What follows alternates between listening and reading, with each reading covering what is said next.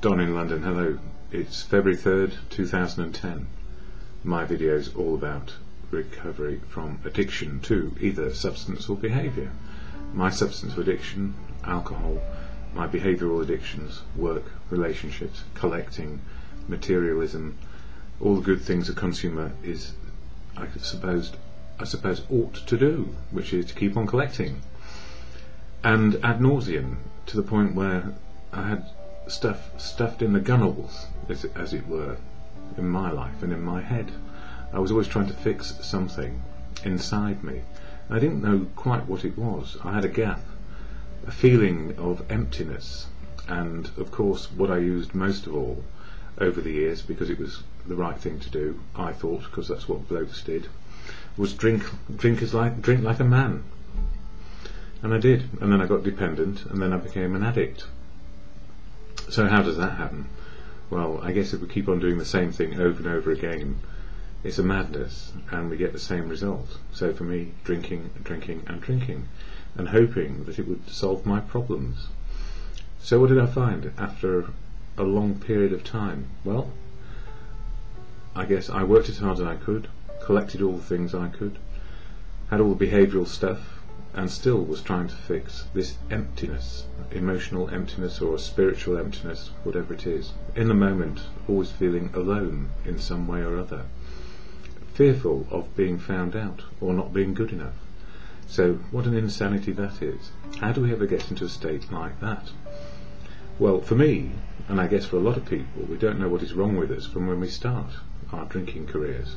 But if it changes the way we feel, and we prefer the way we feel with the drink inside us, it's probably telling us something very fundamental, that maybe we just don't understand what the starting point is, that is, in how to live one day, be sober, and be happy. So it's taken a long time for me to understand it's not only okay to be happy on a daily basis, it's okay to be sad as well, as long as it's within a normal range of attitude, behaviour, and an understanding about life. So for me, I think I was in deficit when I first came into the world. The chemistry set in the head didn't quite work as well as maybe it ought to, but I cannot say with any certainty. What I do know these days is that I need tend to my emotional spiritual well-being by being aware of what will make me ill and back in the addiction or the problem, and that is to take a drink. So one day at a time I don't. And if I don't drink a day at a time, I can deal with my behavioural stuff around obsession and trying to fix myself by getting something else or adding to a collection of materialistic things which I just don't need. And when I've got them, what do I do with them? I put them in a drawer and forget them. So addiction comes in many ways, and it's probably underlying called self-harm. So from conviviality to self-harm, it took a long time to realise what was going on for me. So ignorance was not bliss. And then when it got really out of hand, about 10 years ago, I had no choice. Addicted, 24/7, needing to top up, losing everything, and finding myself in the gutter, looking up at the world and judging it as if it was the world's fault that I was the way I was. And of course it's not. It's not. So these days, one day at a time, I try to keep sober and be a part of life, so I can be loved, love others, and have something useful to do. So family, community, professionals help me get sober, and then as part of the sobering up process and remaining sober, a fellowship has helped me for several years, and that fellowship is Alcoholics Anonymous.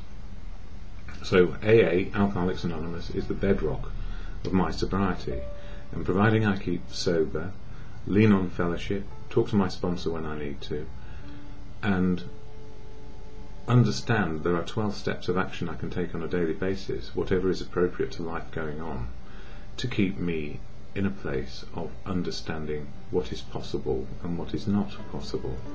So it all sounds very complicated, but it's very, very simple. Don't drink, go to meetings of AA, and practice the 12-step program.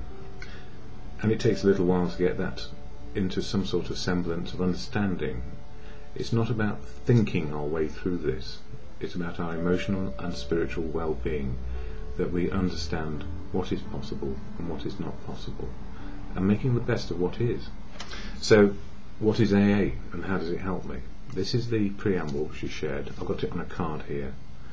Sometimes I recite it, but I believe it's better read as it is, because then I'm not just reciting it, I'm feeling it. So, AA, Alcoholics Anonymous, is a fellowship of men and women who share their experience, strength and hope with each other, that they may solve their common problem and help others to recover from alcoholism. The only requirement for membership is a desire to stop drinking. There are no dues or fees for AA membership. We are self-supporting through our own contributions. AA is not allied with any sect, denomination, politics, organisation or institution. It does not wish to engage in any controversy, neither endorses nor opposes any causes. Our primary purpose is to stay sober and help other alcoholics to achieve sobriety. So for me it's important. Only requirement for being in AA, a desire to stop drinking. There's nothing else. Don't have to pay for anything. Just go along, see what it's like. And it's about helping other people get to sobriety as well. So we give it away to keep it. And the gift is that everybody who goes to AA is unique, authentic in their outlook and on their path of life, and remain so, unique, authentic on their path of life. But we have a similarity, and that is sobriety suits us best. Probably didn't suit us originally or at the beginning, but we learn how to be sober. And that's the greatest gift, because it means we're living in the moment, hopefully, not being too disturbed by our past, but learning from it, and not too much thinking about the future or wondering about the future. Living in the moment with an open mind, opening our choices of what is possible now. And I share literature of AA in my videos, this one, Daily Reflections in particular, because it covers each step of the programme each month. So February is all about step 2, came to believe a higher power could restore us to sanity. And it says here, filling the void, February 3rd. We needed to ask ourselves but one short question: do I now believe, or am I willing to believe, that there is a higher power, there is a power greater than myself? As soon as any man can say that he does believe, or is willing to believe, we emphatically assure him that he is on his way. And that higher power is what you choose, and it can be a group of people, it can be wisdom learned from other people, it can be anything which is applicable to one individual, that is you. And he goes on to say, I was always fascinated with the study of scientific principles. I was emotionally and physically distant from people while I pursued absolute knowledge. God and spirituality were meaningless academic exercises. I was a modern man of science. Knowledge was my higher power. Given the right set of equations, life was merely another problem to solve. Yet my inner self was dying from my outer man's solution to life's problems, and the solution was alcohol. In other words, for me, I was also codependent on alcohol. It had power over me. In spite of my intelligence, alcohol became my higher power. It was through the unconditional love which emanated from AA people and meetings that I was able to discard alcohol as my higher power. The great void was filled. I was no longer lonely and apart from life. I had found a true power greater than myself. I had found God's love, as you choose to believe God or not believe God, or just believe in good conscience. There is only one equation which really matters to me now, and it says here, God is in AA. And for me, God works through people. God is truth, as Gandhi said. It's not my truth, it's the absolute truth of the universe. And God is love, and in fellowship we find love. How to love, how to be loved, and how to be useful again. So, can do, can't do, the acceptance of now.